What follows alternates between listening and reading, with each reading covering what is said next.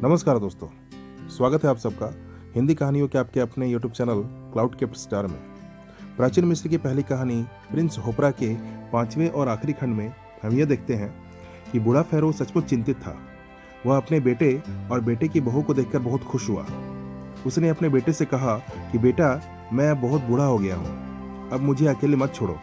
कहीं ऐसा ना हो कि मैं अपने आखिरी दिनों में तुम्हें दोबारा ना देख पाऊँ।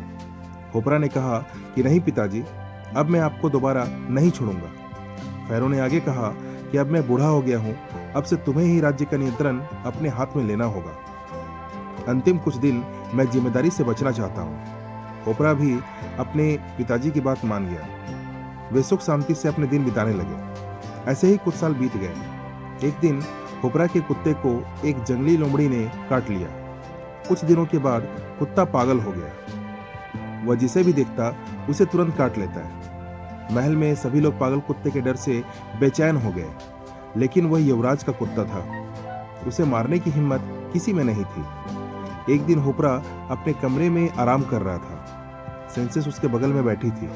तभी पागल कुत्ता दौड़ता हुआ उस कमरे में आया, होपरा की ओर उसे काटने के लिए दौड़ा। सेंसिस जोर से चिल्लाने लगी। उसने जाकर पागल कुत्ते को पकड़ लिया और होपरा से कहा, तुरंत मार डालो इसे। लेकिन इससे पहले कि होपरा कुछ कर पाता, कुत्ते ने सेंसिस को काट लिया। क्रोध में आकर होप ने अपनी तलवार निकाला और एक ही झटके में पागल कुत्ते का गला काट दिया। उधर सेंसिस जहर के कारण छटपटा रही थी। होपरा ने परेशान होकर कहा, सेंसिस, तुम मेरे लिए जिंदगी हो, मुझे छोड़कर मत जाओ, मैं तुम्हारे बिना नहीं जी पाऊंगा। सेंसिस ने फीकी मुस्कान के साथ कहा, मुझे खुशी है कि मैं अपनी जान देकर तुम्हें बचा सकी। तुम्हें अब कोई डर नहीं है। सांप, मगरमच्छ या कुत्ते अब आपको नुकसान नहीं पहुंचाएंगे। मैंने आपकी मौत को खुद में ले लिया।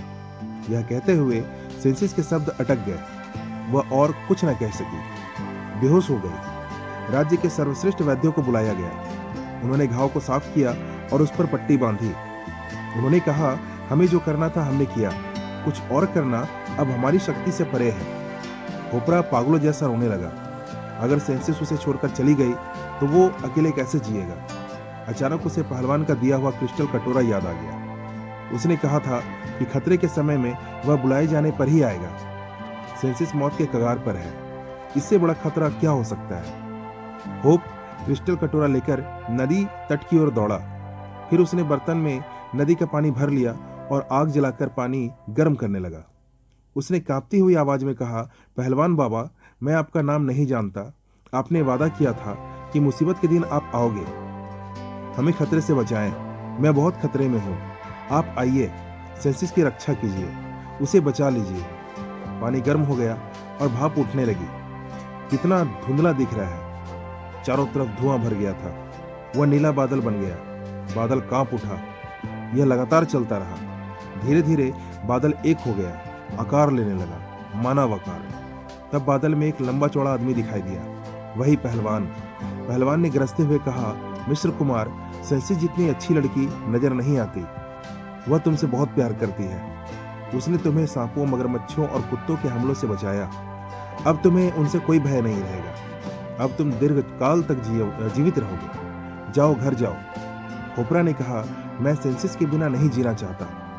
पहलवान ने कहा, चिंता मत करो, सेंसिस जीवित रहेगी। होपरा ने कहा कि आप ऐसा कैसे कह सकते हैं। देश के सर्वश्रेष्ठ वैद्यों ने हार मानकर जवाब दे दिया है। पहलवान ने कहा, कोई इंसान उसे नहीं बचा सकता, लेकिन मैं उसे बचाऊंगा। होपरा विस्मय और श्रद्धा से घुटनों के बल गिर पड़ा। उसने कांपती हुई आवाज में पूछा, आप कौन हैं? पहलवान ने कहा, मैं सूर्यदेव रा हूं। जाओ, घर जाओ और देखो, सेंसिस ठीक हो गई है। होपरा श्रद्धा से भूमि पर गिर पड़ा। उसने अपना सिर उठाया तो महान सूर्य देवता गायब हो गए थे। होपरा महल में लौट आया। उसने देखा सेंसिस उसकी राह देखती हुई खड़ी है। होपरा को देखकर सेंसिस दौड़कर उसके पास आई। सूर्यदेव की असीम शक्ति, उनकी कृपा से राजकुमारी सेंसिस मौत के मुंह से लौट आई है। होपरा और सेंसिस ने सूर्यदेव रा को बार बार प्रणाम किया और इसके बाद से उनकी जिंदगी बहुत ही खुशहाली के साथ आगे बढ़ती रही। तो ये कहानी थी प्रिंस होपरा की। आशा है दोस्तों कि आपको ये कहानी पसंद आई होगी। अगर ये कहानी आपको सही में पसंद आई है तो वीडियो को लाइक और चैनल को सब्सक्राइब करना बिल्कुल ना भूलें। कुछ ही दिनों में मैं आपके लिए दूसरी कहानी लेकर आऊँगा जो इससे भी ज़्यादा आपको प्यारी लगेगी और पसंद आएगी। तब तक के लिए धन्यवाद।